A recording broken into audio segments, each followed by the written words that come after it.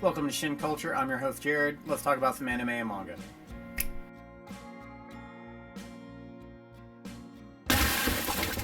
So like Halloween's coming up, and to do the same thing that 99% of all YouTube channels are doing at this point in time, I'm going to give you a list of, I don't know, like 6 anime and manga that I find scary.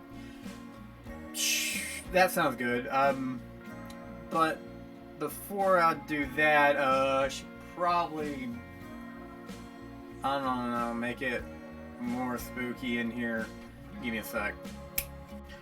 Alright, that's like the best I got. I just kind of turned out the lights.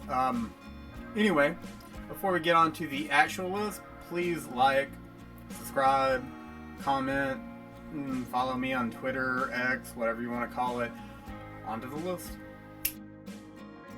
Okay, to start this off, I'm going to go with number 6, and it's going to be Ibisu, which is obviously a manga. I believe there's like a live action, but there's no anime or anything like that for it. It's like 15 chapters total. What's it really about, though, and kind of what makes it scary? Basically, there's an urban legend that goes around that if you see this gothic Lolita girl by like a dump or a trash can or where they put the garbage and stuff in Japan, she's gonna ask you a question, and if you answer that question, it's not gonna turn out good for you either way.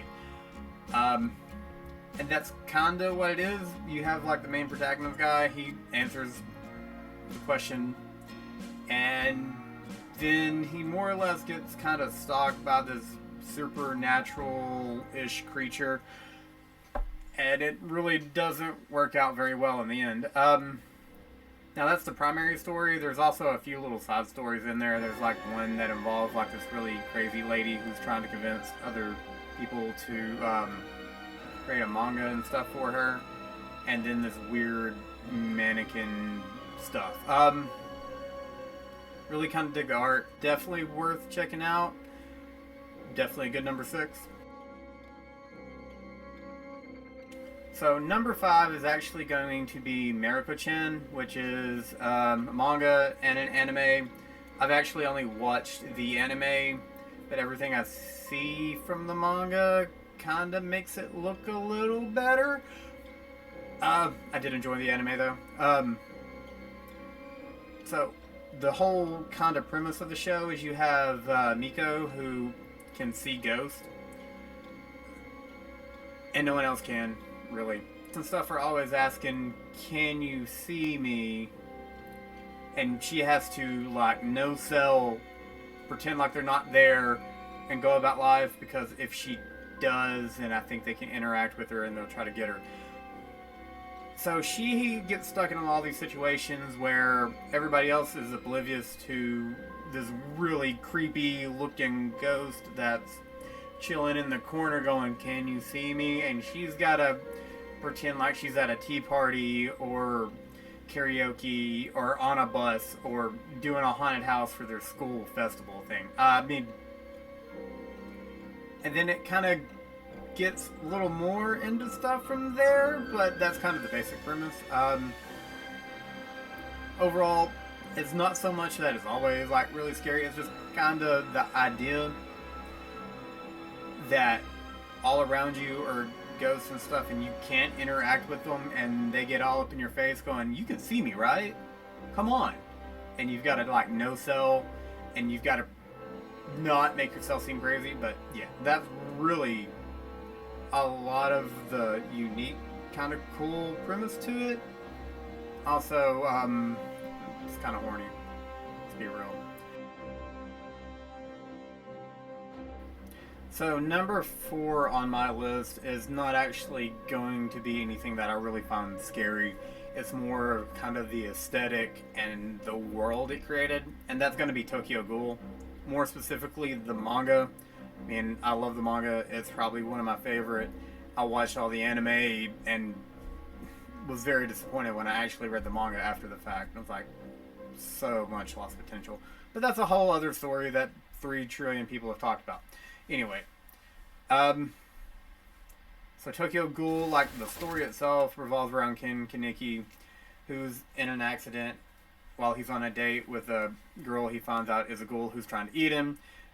Gets part of her implanted into him to save his life, which in turn turns him into a half ghoul. But for all intents and purposes, he's a full ghoul. He just has like one ghoul eye. But he can no longer eat regular food. He's got to only eat human flesh and, of course, coffee, because they love coffee. And then it turns into a crazy, sprawling, save the world adventure, more or less. But the horror aspects of it are really what draws me in, you know, being the edgelordy wannabe self that I am. I dig the style. The artwork's great. The body horror at times can be kind of gruesome. Just the idea that your humanity was stripped away because a mad scientist basically was experimenting on you. All of that just kind of comes together to create a cool world with strong horror elements and turns into a really enjoyable series. I mean, that's why it's higher up on this list for me, not because it's scary or anything, but mainly just because I just love the way everything came together on it. Number 3 is actually going to not be a specific series or show, and you know it's going to be on this list, but it's going to be basically the majority of the works of Junji Ito. Now again, I don't really find a lot of it scary per se, but that's also because the way Japanese horror generally gets done is a little different than the way American horror is perceived. It's not so much jump scared per se and all that. It's more just kind of like, that's odd. I might be explaining it badly. Probably. Anyway, but the works of Junji Ito, don't watch any of the animes that have currently been released, like the collection and stuff. They don't do it justice. They need to read the mangas. So far. Now, maybe the Uzumaki anime, if it ever comes out, will redeem this, but we'll see. It's not out yet at the time of recording. Anyway, you can basically pick up any of his collections and you'll find something in there that'll make you go, Some of my favorite ones are going to be Anagawa Fault, the Hanging Balloons, which are in different collections and stuff. Then you got some of the longer stuff that are any of the Tomei stories. Uzumaki is collected in one big thing by itself, which is probably one of his more well-known. It's about a whole village that's possessed by the spiral, and then the crazy, weird, odd stuff that results from that. Yeah, I can't speak highly enough of his actual work. Now, like I said, it's not necessarily the most scary stuff out there. Some of it is kind of odd at times and just very anticlimactic in ways. But I'm cool with that too, because I like an anticlimactic story. Then you have other stuff where people get turned into ice cream. It's all kind of cool though.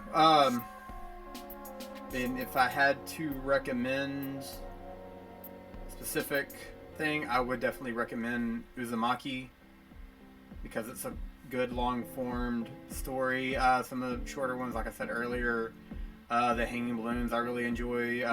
Smash I actually kind of like too.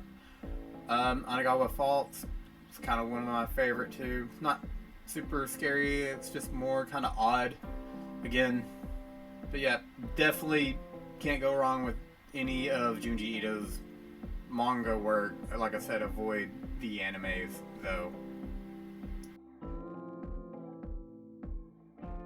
So number 2 on this list actually is something that really kind of freaked me out in a lot of ways, and it's going to be the manga PTSD Radio. It is done by Masaka Nakayama. It's just a manga, there's no anime, and I kind of doubt there ever would be, just because of the way it's structured and kind of the way the manga not ended. I'll do a little brief thing on that anyway. Kind of is there's like this curse deity type thing that exists within human hair, and just kind of whoever it curse is, they'll see it kind of off in the shadow. It'll pop up. It'll make them see weird things. It's a really odd kind of story, and the artwork. I mean, it's kind of hard to do like legit jump scares in a print form because you're turning pages and you kind of see it, especially if it's on this page and this page. But you just look at some of it, which I'll have some pop up, and you just be like, oh, okay. It's it just kind of gives you that uneasy whatever, feeling in your stomach and your chest, and you're like, I don't know if I like this. I don't know if I'm scared. I don't know if I'm okay with this. I'm very uncomfortable. But then you continue to read because you're also like, I want to know what happens next. And the way the stories are broke down is they're split into little bitty segments. And you may get a chunk over here for one storyline, and then a couple chapters later or another volume or whatever, you'll get a little more. So you don't really know where the story is per se going, because it also spans across different time. It's not like real time travel or anything like that. It's just you have a story of this event, story of this, and story of this, and then they're all kind of mixed together. Apparently, like, if you look at the way the manga gets broke down, there's a way to follow, like, along with specific stories, like with the way the chapters are listed and stuff. I've never done that because just haven't. But highly recommend it, and I know I'm not doing it near the justice that it deserves. It's great.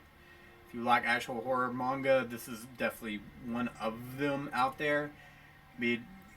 Just to kind of give you a little brief thing, the mangaka actually stopped doing it because he was thinking he was being haunted, and actually some of the stories in the later volumes and stuff are just about like random occurrences and stuff that happened at the studios he was working in, and different events that happened to himself and others that were around him, and he was thinking it was all because of some dark force or whatever, because of the manga, because of PTSD Radio, whenever as he was writing it.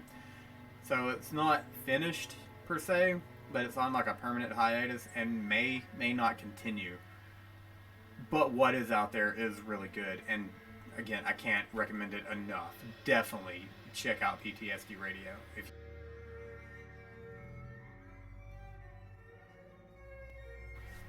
So my number one horror anime manga is actually going to be Perfect Blue from Satoshi Kon. I'm not going to be able to speak highly enough of it. I'm not going to be able to do it justice. Really, you just need to watch it if you have not. Again, it's not going to be such a jump scare, big scary monster type thing. It's going to be a psychological thriller, which personally are my bag. I love them. The first time I watched Perfect Blue, my mind was blown. The 80th time I've watched Perfect Blue, my mind is still blown of how surreal, how honestly timely and representative of a lot of stuff that's going on in today's world, as it was back then. I mean, it has to deal with like idol culture and stuff, which is not necessarily a thing over here, but it is a big thing in Japan. And just different psychological things. I mean, I can't speak highly enough of it. I still get unnerved watching it, and like I said, I've seen it tons of times. Just to give you the quick little thing, because I really want everybody who hasn't seen this to go watch it. I can't emphasize this enough. I'm going to probably do it like 30,000 more times in this little segment. But, so you have the main character who actually is leaving her little idol group to become a solo act, more like actress and stuff like that. And then it just kind of goes into her or doing a bunch of different things in order to accomplish her goals, not necessarily things she wants to do. She's kind of getting pushed one way, pushed another way. You need to be like this. No, you need to be like this. And over time, it kind of breaks her down a little bit. But while that's going on, you also have this kind of weird issue with some stalker. Then it just kind of unravels into, I mean, greatness, honestly. One of my favorite anime movies ever made. I mean, I I really love anything from Satoshi Kon, and it's terrible that he's gone. And Perfect Blue was like one of his first things. And this is great. Like I said, I can't recommend it highly enough. You need to check this out. It will disturb you at some level. Watch Perfect Blue. And my number one. And it's been that forever. Watch Perfect Blue. Again, I can't say it enough. Okay, well, that was my 6 horror anime manga that I would recommend watching. Now, I do have like one honorable mention that I would never really suggest watching, but if you really want to, I mean, there is this. You can find it all over YouTube and stuff like that. But thanks for watching. Don't forget to like, subscribe, comment, follow me on Twitter, X, whatever. And till next time, later.